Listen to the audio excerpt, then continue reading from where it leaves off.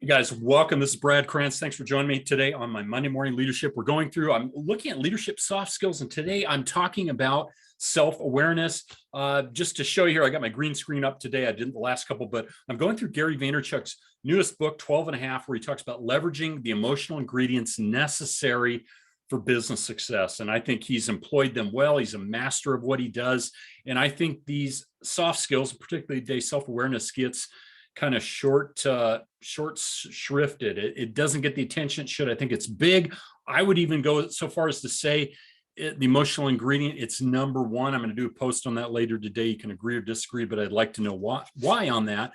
But these are critical, guys. Some things he says here: self-awareness. First, the definition: conscious knowledge of one's own character, feelings, motives, and desires. So conscious knowledge of one's character. Okay, conscious knowledge of one's feelings, conscious knowledge of one's motives, and conscious knowledge of one's desires. I will say this, that having been in personal development for the last 30 plus years, I don't think you're going to learn emotional intelligence skills, especially self-awareness, if you're not involved in it. At least you're not going to have it to the level it should be, like Gary Vaynerchuk talks about here. So I want to start with that qualification. He said that if he could wish one thing upon society over and above good health and all that, if he were the FDA, the first one he would prioritize would be self-awareness. He thinks it's that important, guys. And I think it is too in business. Self-awareness, he says, has a close relationship with self-love and self-acceptance, right? It's realizing it's one thing to be self-aware. It's another thing to look in the mirror and say, hey, I'm not good at X. And that doesn't mean you're telling yourself you're a piece of garbage, using nice terms here. It just means acknowledging a weakness, right? We need to acknowledge our weaknesses. Insecurity often leads to avoidance, he says. I got to agree. People tend to be the most avoidant of their own flaws, right? We don't like to have our flaws pointed out. I don't. You probably don't either. But I think, as John Maxwell says, we want to play to our strengths, and that's kind of where he's going here. But we need to recognize our weaknesses, not to bring them up to the level of our strengths, because that's not going to happen. But again, you can farm that out, right? You don't want to hire me to be your CFO, but I could find somebody that could fill that spot for you, right? But he says, when you fully accept yourself, you're no longer scared of other people. Now that's huge, like especially here on social media, right? I don't think I would have done this 3 or 4 years ago. But for him, a combination of self-awareness and humility is why he loves being around people, and nobody scares me, he says. And that's not arrogant or cocky. That's just somebody who has self-awareness and is self-confidence.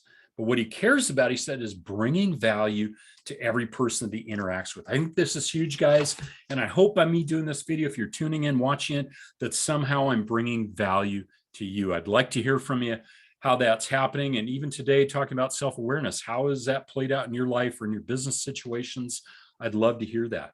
But he says, self-confidence makes self-awareness easier. And I have to agree with that. The best part of acknowledging your weaknesses, guys, is that you can then start navigating around them, right? You got to know what they are so you can work on them. So I don't have to be an expert painter. I hire guys to do projects on my house because I'm not a carpenter, I'm not a painter, I'm not a floor guy. But you can find someone to do it. You can know how to delegate and find the right people. I don't want to be that guy, but I can find the right people, and I have found some good people there.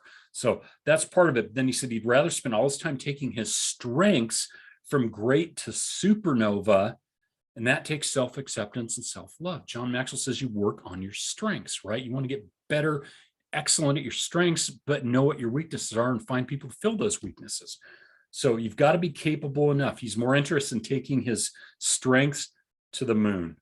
Okay. And then lastly, he said, at this moment, if you stop reading and start learning more about self-discovery from what other teachers and formats, then this book is the best one, he says, that he's ever written. So that's how much he believes in self-awareness. Guys, that's what I got for you today. I hope this helped. I'd love to hear your input on self-awareness. Do you think this is the number one emotional intelligence ingredient? I would say it's probably up there, right? I would give it a number one. So prove me wrong, tell me why or why not. I'd love to hear from you. Thanks so much for joining me today on Monday Morning Leadership. Have an awesome Monday and be self-aware, guys.